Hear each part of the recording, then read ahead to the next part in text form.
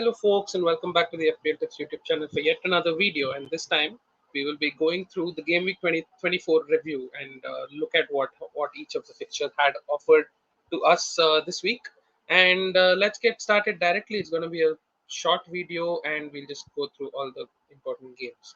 So yes, let's start with West Ham versus Arsenal. Okay, it was a mauling by Arsenal. Arsenal were just brilliant from start to end, and they were dominating literally every single thing. If you look at the stats over here, they got 99% of the chances. They created 4 xg, and West Ham didn't have a sniff at Arsenal. Jared Bowen was fully isolated all the time. He had very minimal touches, and yes, 25 shots, 12 on target. Saka was absolutely brilliant, and the people who had held on to their Arsenal assets around the double game week for City and Liverpool and the other clubs. Kudos to you, great credits to you. I mean, yeah, you have been rewarded by hauls from Saka, Gabriel, and Saliba in this game week. And yeah, Arsenal have been dominant. Arsenal have good fixtures coming up. So there is going to be that dilemma where do you remove your Arsenal assets for um, other assets who have double game weeks. Yeah, it looks increasingly difficult to remove these Arsenal assets ahead of their good fixture run. Next, they have Burnley away, which is going to be another big fixture. So whoever have removed Saka last week to bring in your Darwin and Jota, do you bring him back in? So there's a lot of conversation around double game weekers, and but this is a classic example of how one single game week with a good fixture can outscore all double game week players and a good elite FPL pick, which is Bukayo Saka, and he has showed it why it is that way. And there have been some people who are unfortunate to have benched Gabriel as well by bringing in a Luton defender for their good fixture and double game week, and Luton didn't turn up well and ended up benching Gabriel's points as well. So yeah, it's a tricky time, and look, putting deep thought into the moves I think is crucial at this point, especially with people having double game week 25 moves to make as well. So that's with Arsenal. I think they were brilliant. Rice was brilliant. Even Odegaard was brilliant. They created a lot of chances, and Saka should have, like after the match, where you see Saka talk about the performance when when he was presented player of the match. He was not happy. He was saying that he should have buried up more chances. He should have scored moves, scored more of those goals, and he was not happy. And that's a great sign from an FPL pick. I think Arsenal were absolutely brilliant in this game. Let's move to Manchester City. I think they also won their game against Everton quite comfortably. Initially, it was a little difficult. They didn't look great, but then they did manage to get their goals. And our uh, popular captain Erling Haaland is back, and he's back among the goals. He's back among getting a high expect elite ownership. And yeah, he's gonna be a popular triple captain as well next week, which we'll come to later this week. But yeah, great point. A lot of points gained from Erling Haaland after a long time, because always his elite ownership is around 180, 170, and you don't gain so many points. But now I think it was around 150, 140, and you did gain a few points from captaining Erling Haaland, and I think there will be the same thing with his triple captaincy next week as well. So yeah, I think it's a comfortable win for Man City in the end. They kept a clean sheet as well, as Ake was awarded the assist for the first goal, which could be debatable, but FPL did award him the assist because he got the last touch before Erling Haaland buried it. So Ake owners also got rewarded by 11 points. And KDB came on. KDB was benched at the beginning, but he came on and he was lively and gave an assist as well. And this is a game where Walker didn't start, and we can come back to that later as well. When Walker doesn't start, Foden is the one who's providing width, and he's not in his best positions. Although Foden was really good this game, but he was not until Walker came. He was not taking those positions from where we know Foden as an asset, from where he got a hat trick last week. I think that's crucial from Foden's point of view. And yeah, let's also just quickly go to the Liverpool game. Liverpool beat Burnley 3-1. Again, Liverpool game was a little similar to the City game as well. Liverpool did not start at the best of ways, but then in the end they did end up creating 3.15 expected goals, and they did deserve to win the game. And all of the three attackers, Darwin Jones, Diogo Jota, and Luis Diaz, did end up with their goals. Very well taken goals, all three of them. Trent did get an assist, and he was subbed off at halftime for injury. We'll come back to a little more detail about the injury, but yeah, Liverpool are dominant. Maybe not as many goals as we expected, but those who transferred in Jota, Nunez, in credits to you. And yeah, I think it's happy days with the double game week coming up as well. And we can quickly just move to the next game, which is Aston Villa versus Manchester United, where I think a lot of Watkins owners were frustrated because Watkins had, I think, around zero point 0.7, zero point 0.8 xg, and he should have buried his chances, and he should have scored a goal, but he ended up blanking. Douglas Luiz scored the goal for Aston Villa. Manchester United were good on the counter, although they didn't create as many chances as Aston Villa. I think they were brilliant by taking their chances as well. And yeah, it's a corner goal, set piece goal, which Haaland had got, and he's currently in form, and like that, he's added his name to the plethora of strikers, forward options right now in the game. He scored 5 and 5, and then McTominay, the top goal scorer for Manchester United in the Premier League this season, came on and scored the winner for them. And yeah, it's a game Arsenal will be frustrated about because they did create a lot of chances, and they deserve to get something out of the game. And also with Watkins and his finishing, sometimes he doesn't finish good chances. That's how it is for him. But yeah, I think the Watkins blankers blank would be a little frustrating this week. Let's then move on to Tottenham versus Brighton, which is another interesting game. Brighton scored a goal early on, and there was a penalty from Pascal Gross. And then Tottenham dug deep and scored a very late winner, assisted by Son, who came on as a substitute, and scored by Brandon Johnson, another substitute. And Pape Sarr scored the other goal. So the popular owners of players with popular ownership like uh, Richarlison, Madison, and Porro didn't get the points. They all blanked this week, and yeah, it doesn't look great with Porro because he's not being as much in form as he was before Madison came back, and he's not involved in attack as much. He is on set pieces, he is taking set pieces, but he's not on attack as much. And when he's not on attack, he doesn't become a great option because Spurs are not keeping clean sheets. They're very poor at expected goals conceded.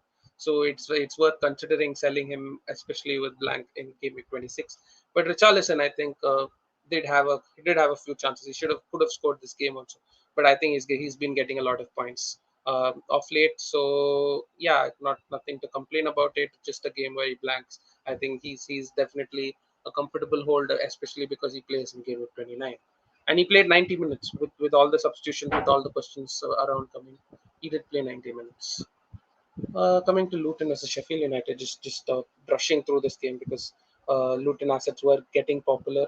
And one thing I can say is Alfie Doughty owners, whoever transferred him in, might be a little unlucky. Luton aren't great defensively. They have conceded 1.98 to Sheffield United. That says how poor they are defensively.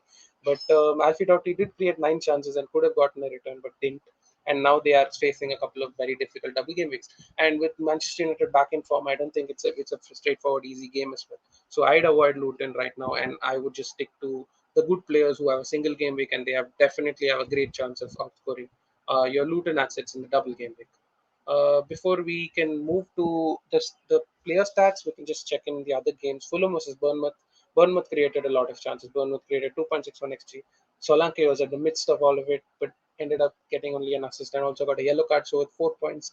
But they should have scored a little more. And Fulham at home, Fulham away doesn't look that hard a fixture with Watkins going there next week.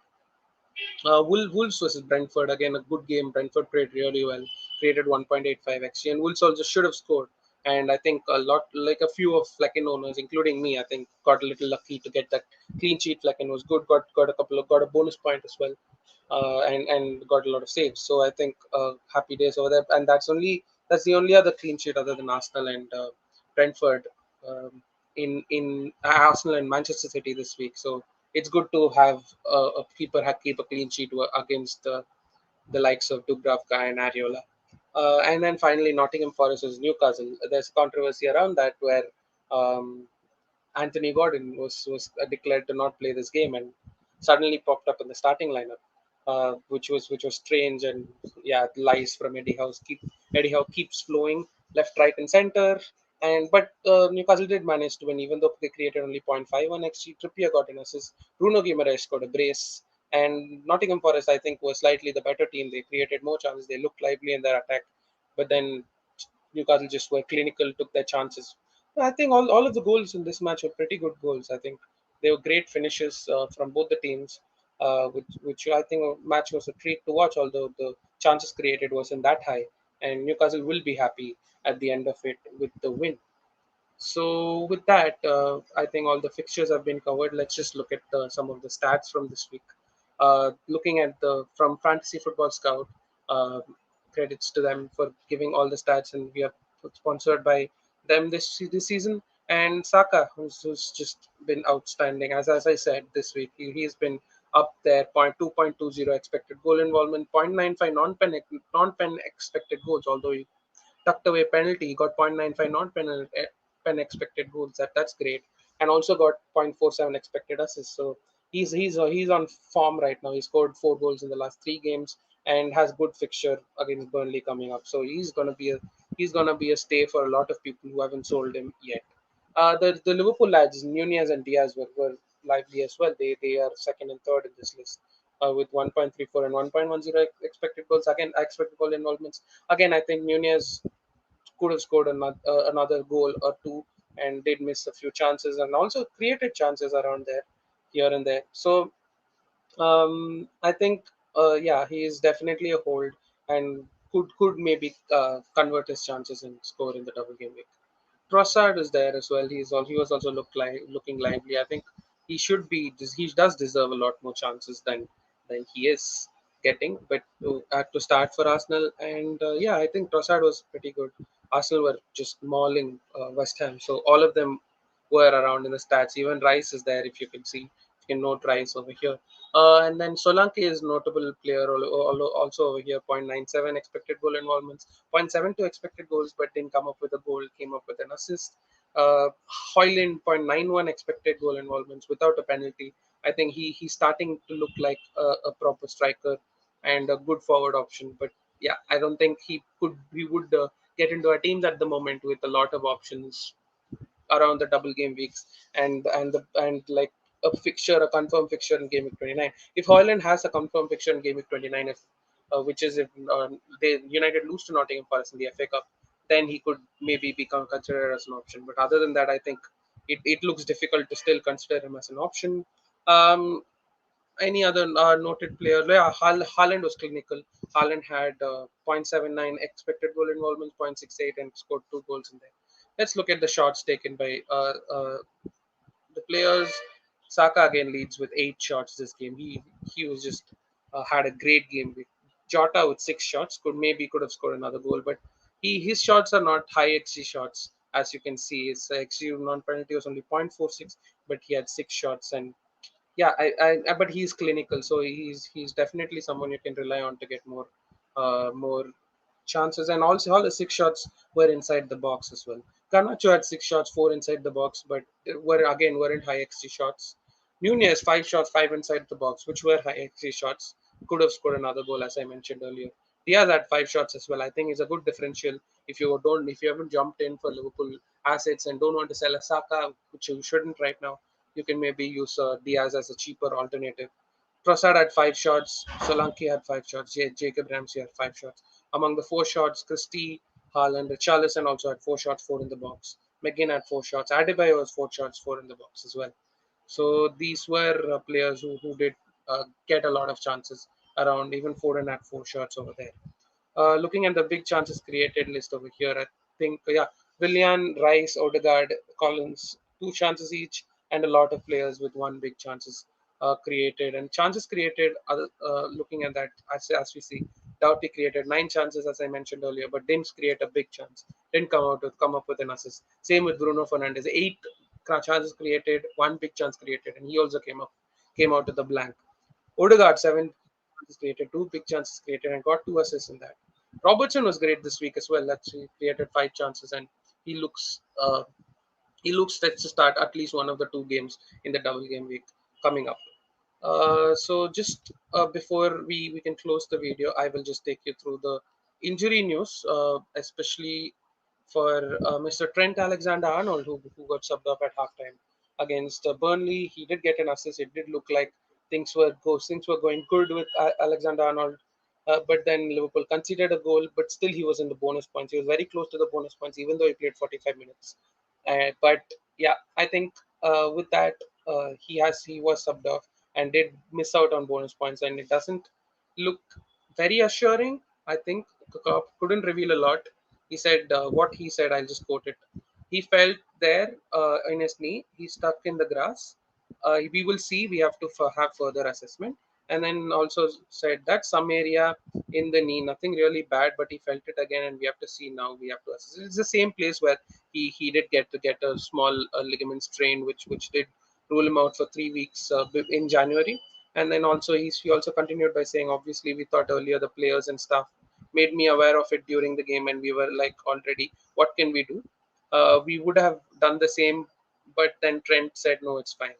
But it's not fine because he feels it. So we had to be careful and took him off. So that's the reason why Jurgen took him off in this match. And yeah, I think I would wait and see. I would definitely wait for more information and push the move as late as possible, because you can, if Trent is rolled out for both the games, you might as well. You can remove him and you can go to any defender in the game because he's the most expensive defender. So I'd say wait it out. And yeah, I think I'd still hold him right now if he's guaranteed to play at least one of the two games. And if he doesn't, then a certain Connor Bradley does become an option, a very enticing option, and he could enable getting your other attackers as well. So that's something I would definitely keep an eye on. And the other injury, the small one, is for Cunha, who was substituted at halftime in Wolves game, in the first half in the Wolves game against Brighton, and also Hwang Hee-chan didn't start the game. So these were two things that Gary O'Neill had mentioned. It started yesterday afternoon when Chani felt his calf, and also Cunha, he felt something in his hamstring. It doesn't feel too bad now. So let's see how he goes. So again, we should wait for further assessment and further information around Chan and Cunha. I think Chan will be set. Hwang Hee-chan will be set to start in the next game week, but Cunha not really sure. Might have to wait for more. And yeah, I think with Trent going back, I think there are some rumors that he might miss a few games, and in that case, I think there's a transfer out. But just wait out for the information. Other than that, Zinchenko continued to miss this game for Arsenal. Same with Gabriel Jesus. Both of them weren't featured this game. But yeah, I think Gabriel Jesus, Arteta was a little more hopeful for him to come back. Zinchenko had an issue with his calf, and we probably have to wait out until we get more information. And I would still hold the move and see who you can transfer him out for the double game week as of now, because Luton assets don't look great. One more option maybe would be Reguilon, who did get an assist, but we can discuss more about those double game week assets a little in detail in the upcoming videos this week. And finally, I think Allison and Gomez also missed out for Liverpool due to the flu. I think we can expect them to come back next week and get back into the 11. So that's with the injuries. And yeah, that brings us to the end of the video. I hope you liked the video, and if you did like it, please hit the like button, hit subscribe, and yeah, we will get, if you, hopefully we get more subscribers soon, and we can just carry on and look at the upcoming videos, look at the double game week, and we'll be coming back with more content to you soon. Until that, this is the FPL Tips YouTube channel signing off. Cheers.